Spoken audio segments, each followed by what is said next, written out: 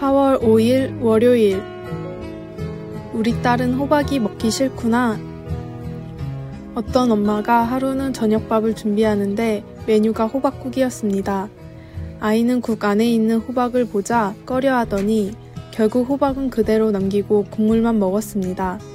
엄마는 화가 나서 왜 호박은 안 먹는 거야? 하고 물었습니다. 왜 안 먹었는지 궁금해서 물은 게 아니라 먹기 싫은 것도 먹어야 한다는 것을 알면서 안 먹었다는 것이 마음에 들지 않아서입니다. 엄마는 인생이란 하기 싫은 것도 해야 할 때가 있고 하고 싶은 것도 참아야 할 때가 있다는 것을 알려주고 싶었을 것입니다. 하지만 아이는 입술을 실룩거리더니 곧 울기 직전입니다. 엄마는 정신을 바짝 차렸습니다. 몸에 좋은 음식을 어떡하지? 하기 싫어도 옳은 것을 해야 하는데 이걸 어떻게 가르치지? 생각하던 엄마는 모험을 하기로 했습니다. 우선 아이의 마음에 함께 있어주기로 했습니다. 아이가 사랑받는다는 느낌이 들도록 그리고 자신이 소중하다는 생각을 하게끔 해주고 싶었습니다. 우리 딸은 호박이 먹기 싫구나 하고 말했더니 아이는 살짝 웃음을 띄었습니다.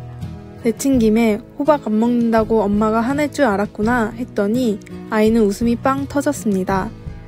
우리 딸이 야채를 안 먹으면 엄마가 힘들게 만든 보람이 없게 되니 엄마는 너무 속상해 라고 말했습니다.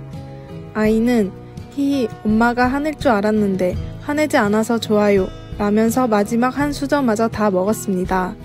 부모의 교육관과 아이의 본능이 충돌할 때 대개는 억지로라도 가르치려고 합니다.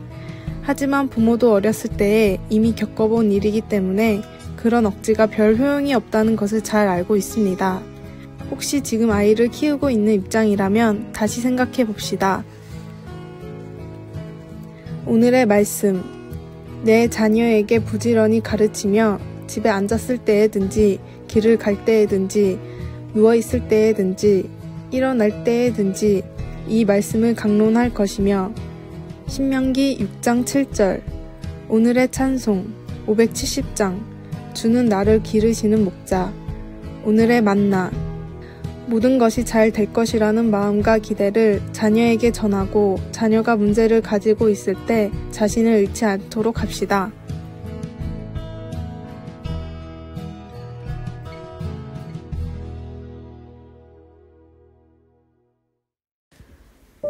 (4월 6일) 화요일. 책 속에서 찾는 즐거움. 춘독후. 잠자기 전에 읽으려고 침대 머리맡 탁자 위에 쌓아놓은 책들을 뜻하는 일본말입니다. 책을 읽으면 무언가 배울 수 있고 다른 시간이나 공간으로 탈출할 수 있습니다. 사람들은 책장을 넘기면서 즐거움을 찾고 통찰력을 얻기를 원합니다. 그래서 책을 쌓아놓습니다. 책에서 즐거움과 도움을 얻을 수 있다는 생각은 책 중의 책인 성경을 통해서 더욱 확실해집니다. 새로 임명된 이스라엘의 지도자 여호수아가 이스라엘 자손을 약속의 땅으로 인도하도록 위임하는 하나님의 지시 부분 여호수아 1장 8절을 읽어보십시오. 앞날의 어려움을 아시는 하나님은 여호수아에게 내가 너와 함께 있을 것이라고 확신시켜 주십니다. 하나님의 도움은 한편으로는 여호수아가 하나님의 명령에 순종하면 올 것입니다. 그래서 하나님은 여호수아에게 이 율법책을 네 입에서 떠나지 말게 하며 주야로 그것을 묵상하여 그 안에 기록된 대로 다 지켜 행하라고 지시하십니다. 여호수아는 율법책을 가지고 있었지만 하나님이 어떤 분이시며 자기 백성을 향한 그분의 뜻이 무엇인지 이해하고 통찰력을 얻기 위해 규칙적으로 그 책을 읽을 필요가 있었습니다. 지금 가르침이나 진리 혹은 격려가 필요하십니까? 우리가 시간을 내어 성경을 읽고 순종하고 그 속에서 양식을 찾는다면 성경의 각 페이지에 담겨있는 모든 것을 음미할 수 있을 것입니다. 디모데후서 3장 16절. 말씀. 이 율법책을 내 입에서 떠나지 말게 하며 주야로 그것을 묵상하여 그 안에 기록된 대로 다 지켜 행하라. 그리하면 네 길이 평탄하게 될 것이며 내가 형통하리라. 여호수아 1장 8절. 찬송 205장. 주 예수 크신 사랑. 기도. 성경을 통해 우리를 인도해 주시니 감사합니다. 어떤 말씀이든 더 많은 하나님의 말씀을 듣고자 하는 마음을 갖게 하소서. 아멘.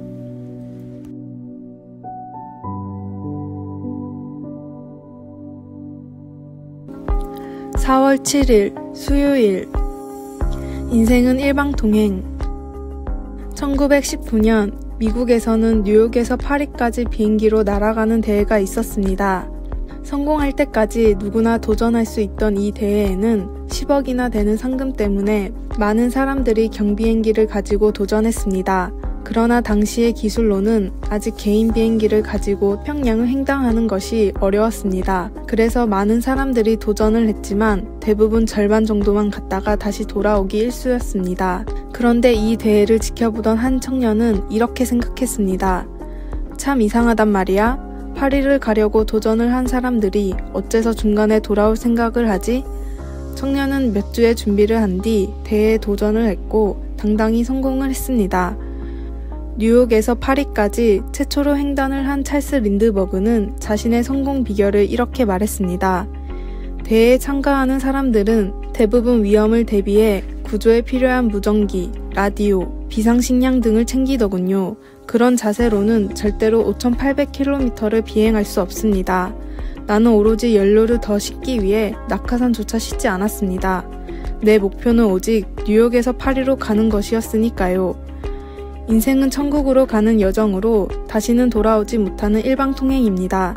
떠났다 다시 돌아올 고향처럼 세상에 집착하지 말고 우리의 본향으로 가기 위한 삶을 준비하십시오. 오늘의 말씀. 이는 하나님이 우리를 위하여 더 좋은 것을 예비하셨은즉 우리가 아니면 그들로 온전함을 이루지 못하게 하려 하심이라. 히브리서 11장 40절. 오늘의 찬송 241장 아름다운 본향. 오늘의 만나. 주님, 땅에 남기는 삶이 아니라 천국을 예비하는 삶을 살게 하소서. 지금의 삶이 어떠한지 점검해 봅시다.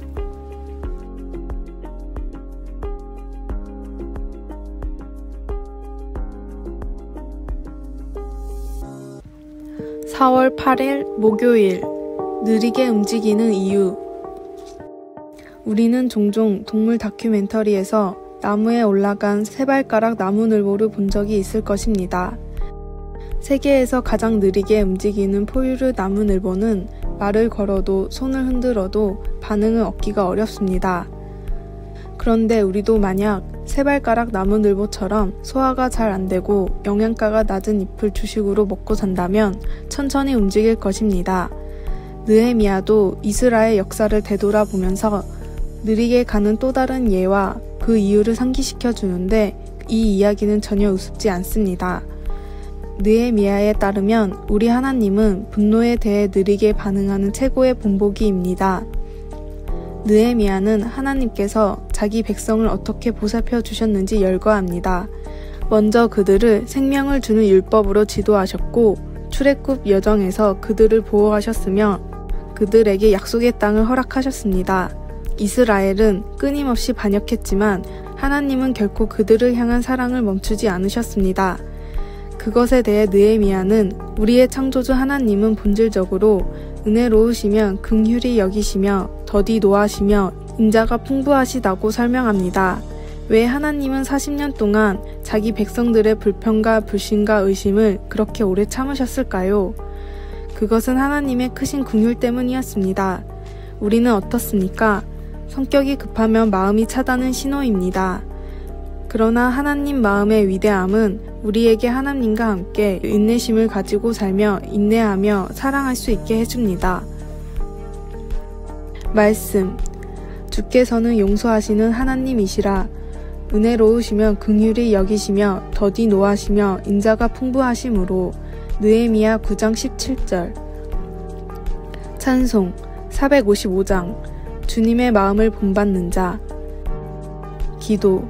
하나님 아버지, 우리를 아버지의 인자와 긍휼, 자비와 사랑의 성령으로 가득 채우셔서 다른 사람들이 우리가 하나님 때문에 절제하고 사랑하는 것을 볼 수 있게 하소서. 아멘.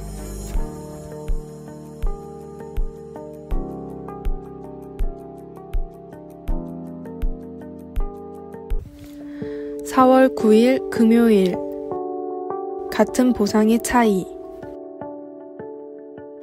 듀크대 경제학과 교수인 댄 에리얼리는 사람들을 움직이는 동기를 연구하기 위해 참가자를 모집했습니다. 비슷한 성향의 사람들을 모아 두 그룹으로 나눈 뒤에 단순한 디자인의 블록을 조립하고 돈을 지급했는데 첫 조립에는 $2를 주고 이후 80%씩 금액을 깎았습니다. 블록을 완성시킨 돈은 실험이 끝나고 일괄 지급하기로 했습니다. 과연 어느 정도까지 돈 때문에 조립을 하게 될 것인가가 실험의 목표였습니다.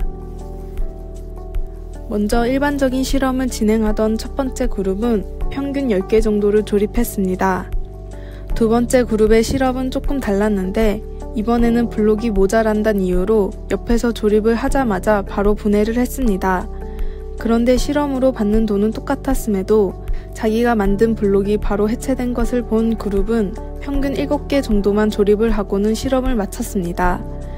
결국 같은 난이도의 일을 하고 같은 돈을 받는다 해도 그 일을 통한 보람을 느끼는가가 성취도에 큰 영향을 미친 것입니다.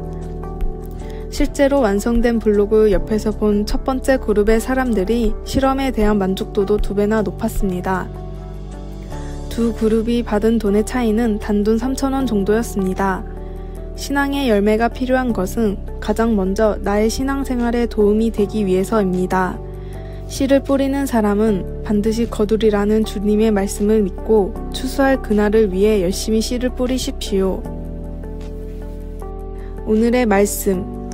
거두는 자가 이미 삭도 받고 영생에 이르는 열매를 모으나니 이는 뿌리는 자와 거두는 자가 함께 즐거워하게 하려 함이라.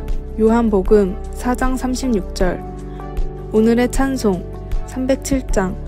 소리 없이 보슬보슬. 오늘의 만나. 성과가 없다고 불평하기보다 더 열심히 추수를 위해 준비하게 하소서. 더 많은 열매를 위해 신앙도 일도 정진하십시오.